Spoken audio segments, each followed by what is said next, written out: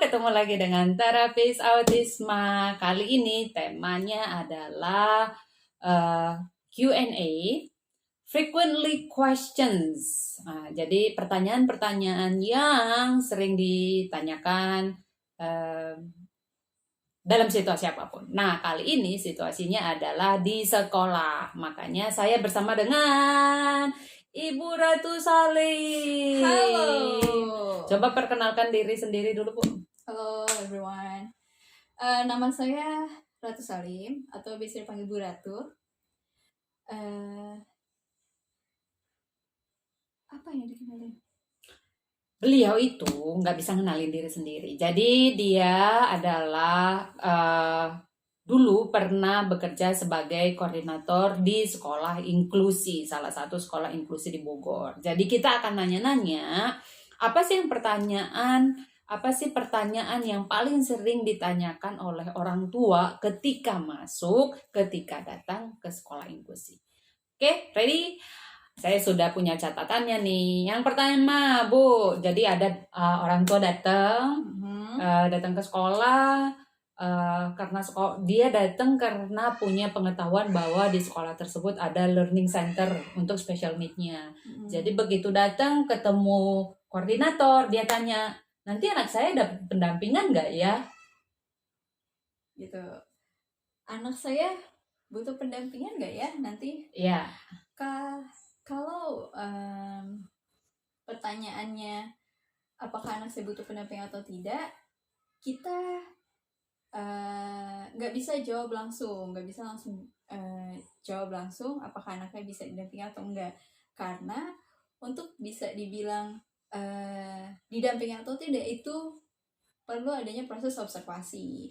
Nah dari situ baru diputuskan anak ini butuh pendampingan atau tidak. Oke, berarti setiap sekolah pastinya punya peraturannya mereka masing-masing ya, dan kebetulan di tempat Ibu dulu harus ada prosedural observasi. Betul. Berapa lama tuh biasanya? Kalau di sekolah saya dulu 2 hari observasi. 2 hari observasi plus diagnosa. Bukan diagnosa, hasil observasi. Oke. Karena nanti berkaitan dengan fasilitas apa yang akan kita kasih untuk si anak itu. Oke. Next ya, saya berperan sebagai orang tua nih biasanya. Oke. Jadi mama. Jadi mama gitu. Ada case-nya adalah saya punya anak special need, kemudian orang-orang nyuruh saya tuh harus ke sekolah inklusi. Begitu datang ke sekolah inklusi, saya lihat, wah ini nih sekolah yang disarankan semua orang, ketemu koordinator, langsung nanya, sekolah inklusi apa ya Bu ya? Gitu. Sekolah inklusi itu apa? Nah, kalau kita bicara inklusi itu apa? Mungkin kalau sekarang udah banyak sekolah yang memang diwajibkan sama pemerintah untuk jadi inklusi gitu. Nah, kalau ditanya inklusi itu apa? Inklusi itu sekolah baik itu swasta baik itu negeri, dia punya pelayanan khusus yang mengkhususkan dirinya untuk menerima anak ABK, anak berkebutuhan khusus, baik segala macam semua anak berkebutuhan khusus. Tapi perlu dilihat juga berdasarkan kemampuan sekolahnya. Misalnya, iya memang inklusi menerima semua anak ABK, tapi mungkin ada sekolah yang fasilitasnya masih minim gitu ya. Masih minim, misalnya untuk anak-anak CP. Jadi saya misalnya karena ngerasa pemerintah support nih semua anak harus inklusi, anak saya CP datang ke sekolah ada tulisan inklusi, maksa gitu ya. Cocok nih kayaknya. Wah katanya semua sekolah inklusi harus terima anak saya, padahal mungkin karena fasilitasnya yang nggak ada ya. Betul. Apalagi kan misalnya sekolah dengan konsep alam atau memang gedungnya tidak disediakan untuk kursi roda. Itu jadi bukan karena dia pilih-pilih atau karena dia menolak ya, tapi balik lagi kembali ke fasilitas sekolah tersebut. Betul, karena inklusi itu tidak hanya menerima tapi juga memfasilitasi. Betul. Oke, jadi Orang tua nggak usah lah, maksudnya boleh boleh meminta, tapi lihat lagi nanti malah bukan memfasilitasi, kata kuncinya tadi, Betul. memfasilitasi si anak tersebut. Oke, nih ada lagi pertanyaannya. Ada orang tua yang sudah tahu sekolah sekolah inklusi dan lain sebagainya, karena satu dan lain hal, bisa jadi karena dia pindah lokasi rumah, kemudian mungkin anaknya nggak naik kelas, mungkin cari fasilitas sekolah yang lebih bagus. Ya, fasilitas ini kan bisa jadi eh, biayanya lebih terjangkau, atau fasilitas gedung tersebut yang mereka butuhkan. Jadi pertanyaan yang ditanyakan adalah, Bu, anak saya mau pindah, nanti dia nerusin ke kelas berikutnya, atau dia stay, atau dia malah tidak naik kelas nih. Oke, jadi balik lagi tadi, di setiap sekolah itu kan ada proseduralnya. Prosedural kayak tadi pendampingan, anak saya didampingin atau enggak, itu berdasarkan hasil observasi. Nah, kalau terkait dengan anak saya bakal tinggal kelas, lanjutin kelas, atau stay gitu. Nah, kita lihat dulu anak ini pindah karena apa? Karena tadi mungkin dari sekolah sebelumnya mau pindah ke fasilitas lebih baik. Nah, di waktu apa dia pindah? Di pertengahan semester, di akhir semester, karena itu akan mempengaruhi dia mau stay di kelas mana ketika pindah. Seperti itu sih. Oke, balik lagi ke peraturan ya. Sama ya si sekolah itu punya peraturannya sendiri, dia punya tata laksananya sendiri. Jadi orang tua harus ngikut gitu, ngikut tempat yang mereka akan tuju. Karena pernah ada case di mana anak itu datang ke kita di usia yang memang dia harusnya kelas 3. Tapi karena memang kuota sekolah di kelas 3 itu udah full. Karena dia datangnya kalau gak salah 3 bulan sebelum kenaikan kelas. Jadi waktu-waktu nanggung tuh. Gitu. Nah, akhirnya kita masukkan ke orang tuanya ini nggak ada pilihan untuk di sekolah lain. Akhirnya disetujuilah anak itu masuk di kelas 4 observasi. Naik kelas berarti malahan. Nah, malah di observasi kelas 4 gitu kan. Di mana seharusnya dia memang di kelas 3 masuk itu. Di kelas 4. Nah, akhirnya disetujui dengan beberapa pertimbangan, akhirnya anak itu masuklah di kelas 4 di 3 bulan terakhir. Nah, bisa tuh anaknya ngikutin, padahal tinggal karena tadi berdasarkan hasil observasinya. Oke. Itu berdasarkan pertimbangan. Jadi nggak melulu akan bikin anaknya lebih lambat malah, atau apa ya yang ditakutin orang tua. Iya, ternyata hasil observasi si anak itu memang anaknya punya kemampuan kecerdasan di atas rata-rata. Jadi ketika dimasukkan kelas 4, oh ternyata bisa setelah 3 bulan ya. ini bisa ngikut ya. Itu akhirnya naiklah. Oke. Jadi orang tua juga nggak usah ragu-ragu untuk mau pindah kapanpun, mungkin karena pindah lokasi dan lain sebagainya, minta fasilitas yang lebih bagus ya, tapi ya gitu ngikutin proseduralnya ya. Oke. Nah, ini ada lagi jamak ini ya. Saya juga akan melakukan hal yang sama sih gitu. Jadi, Bu, anak saya mau masuk ke sekolah nih. Saya dengar di sini learning center untuk special need-nya bagus gitu. Jadi saya mau masuk ke sini. Tapi adiknya juga mau ikut. Boleh nggak ya? Nanti dapat potongan harga gitu. 2 dapat 1. 2 dapat 1. Nah, kalau misalnya terkait keuangan, mungkin ibu bisa bicarakan lagi dengan pihak keuangan gitu. Jadi kalau saya di sini hanya memenuhi informasi terkait anak, kegiatan anak di sekolah. Tapi kalau misalnya untuk perihal keuangan atau diskon-diskonan, ibu bisa ke samping. Oke. Jadi Kebetulan ruangannya samping. ada divisinya masing-masing. Divisinya masing-masing. Jangan sampai salah topik, salah orang gitu ya. Nyoba sih boleh, tapi ya malu ditanggung sendiri ya. Gitu. Next question nih. Anak saya ADHD, ya kan. Dia nggak bakalan bisa diem. Nanti ditempel sama gurunya nggak ya gitu. Saya khawatir takut dia kenapa-napa. Jadi kalau bisa ditempelin terus. Ditempel ya. Kayak perampok gitu. Kayak perampok.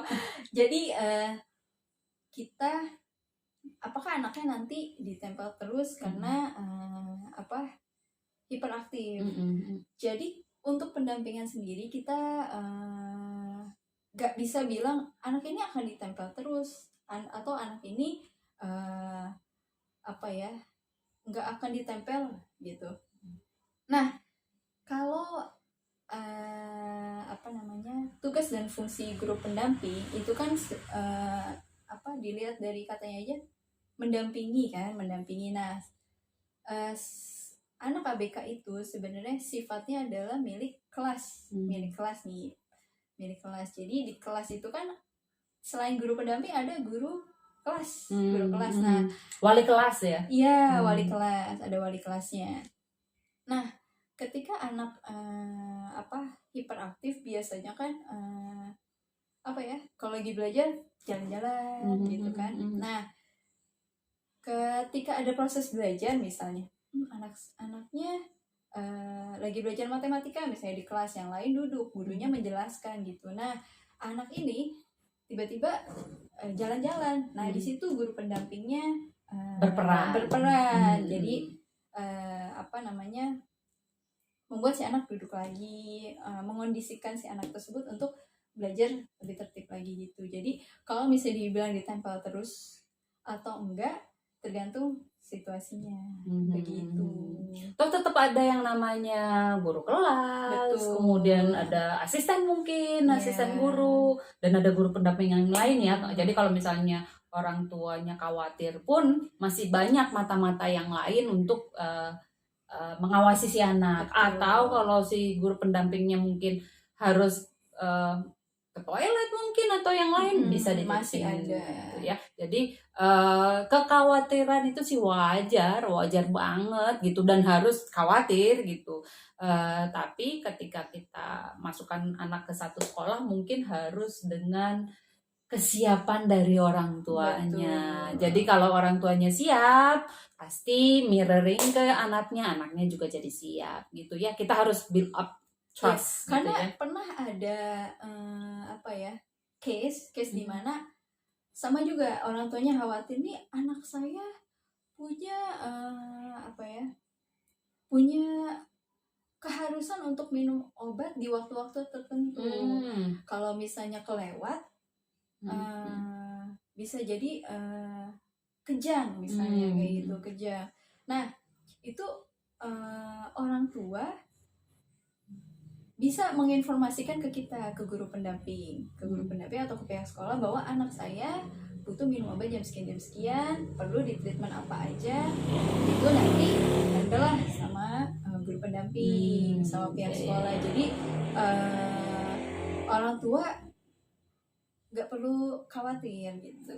Siap. Karena sebenarnya kalau kita menaruh anak itu ke sekolah, kekhawatiran yang paling besar itu ada di sekolah sebenarnya. Karena apa?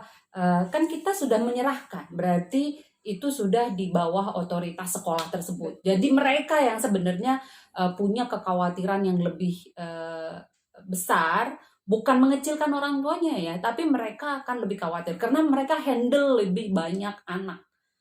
Jadi kalau si anak A mereka perhatikan, si anak B juga mereka perhatikan.